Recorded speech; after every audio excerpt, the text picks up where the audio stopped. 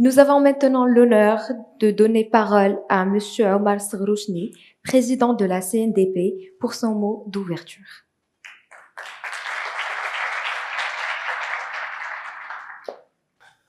Madame la ministre, monsieur le général, directeur général de la DSSI, monsieur le directeur de Hightech, honorable assistance. Je vous remercie de me convier à cette prise de parole qui me fait revenir 3 ans en arrière. 3 ans en arrière, lorsque l'idée d'organiser ce forum a été proposée par Hightech. Ce qui nous avait intéressé à l'époque, c'était qu'on souhaitait développer au Maroc une compétence forensique. C'est ce que nous souhaitions à l'époque et nous continuons à souhaiter. Pourquoi je cite cette chose-là? Parce que c'est un peu la preuve que votre forum n'est pas un forum de vitrine. C'est un forum de fond qui s'intéresse à des vrais sujets opérationnels et qui assure des passerelles de transfert de compétences et de projection vers l'avenir. Et à ce titre, je vous salue particulièrement.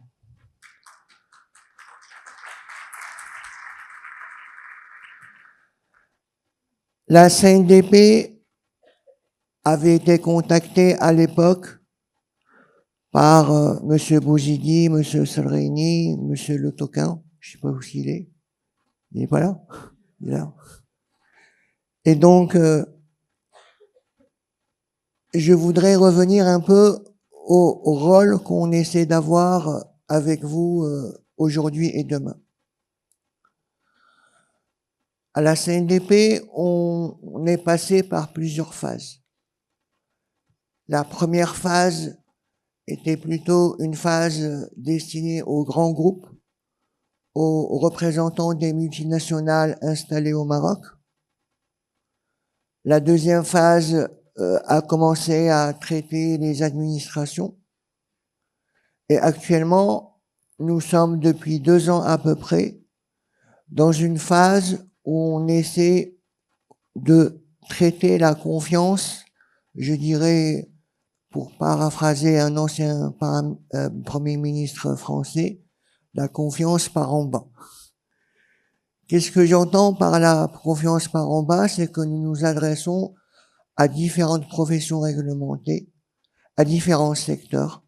Nous nous adressons aux médecins, aux CHU, aux pharmaciens, aux médecins dentistes, aux laboratoires d'analyse.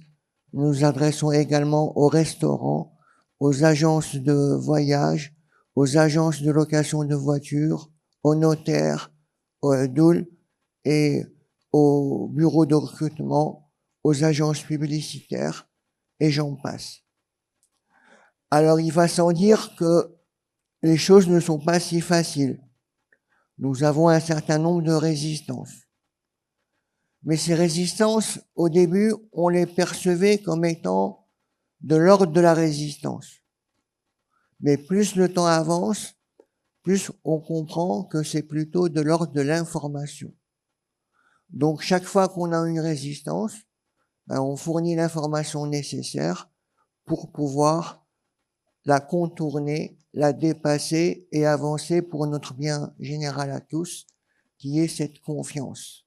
Confiance que l'on cherche à traiter par le haut, par le bas, par la droite, par la gauche, par tous les axes possibles et imaginables. Par rapport à cette confiance, on essaie de faire passer la complémentarité qui existe entre les lois verticales et les lois transverses. Les lois verticales, c'est des lois sectorielles qui vont réglementer le fonctionnement des médecins, le fonctionnement des notaires, le fonctionnement des avocats. la première ou le premier manque d'information que l'on rencontre, c'est qu'une profession qui considère qu'elle a une loi verticale oublie tout le reste. Nous échangeons simplement avec eux en leur disant « Mais est-ce que votre loi verticale vous dispense de l'application du code de travail ?» Ils nous disent non. Est-ce que votre loi verticale vous dispose, quand vous sortez dans la rue, de respecter le code de la route? Ils nous disent non. Est-ce que votre loi verticale vous dispense de payer les impôts? Ils nous disent non. Alors, on leur dit, alors votre loi verticale ne doit pas vous empêcher d'appliquer une autre loi transverse qui est la protection des données à caractère personnel. Et donc, en général, après cette phase d'hésitation, de questionnement, d'interpellation, on arrive à faire émerger des noyaux très engagés et foncièrement volontaires. Cette confiance, la confiance est une bulle.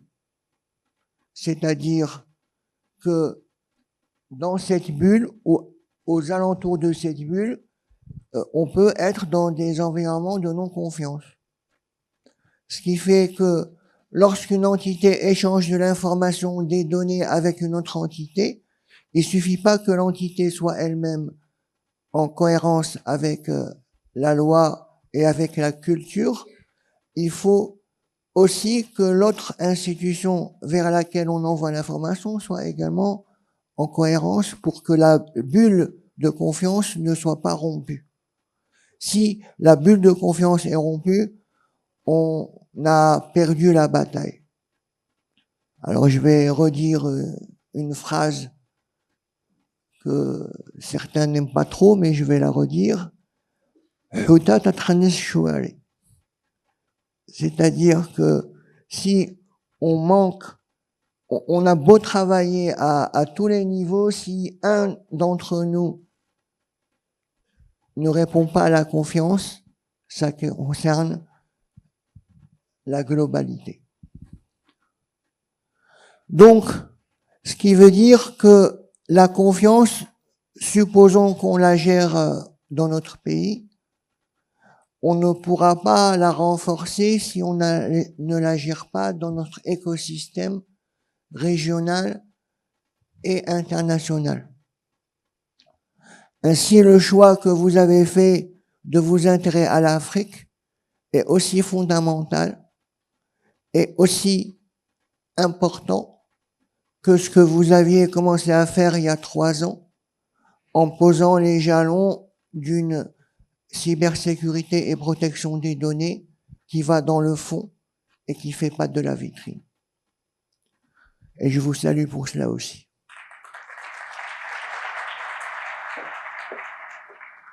En dernier lieu, ce que je dirais, c'est que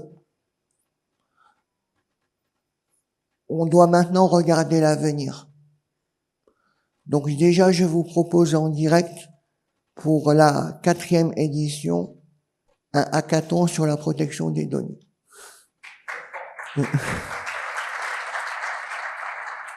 Et je veux terminer en disant que aujourd'hui, vous avez la démonstration pour ceux qui en doutaient que les différents outils de l'État marocain fonctionnent pour faire réussir cette transformation numérique. Je suis heureux que on soit en phase avec le ministère de la Transformation numérique et de la réforme de l'administration, que l'on soit en phase avec la Direction générale des systèmes d'information et que, petit à petit, tous ensemble, nous soyons en position de convaincre ceux qui ne sont pas convaincus encore, ceux qui ne sont encore hésitants, et surtout de former ou de contribuer à former des jeunes, vous, parce que vous êtes le Maroc de demain. Et le Maroc de demain a besoin de la confiance. Merci.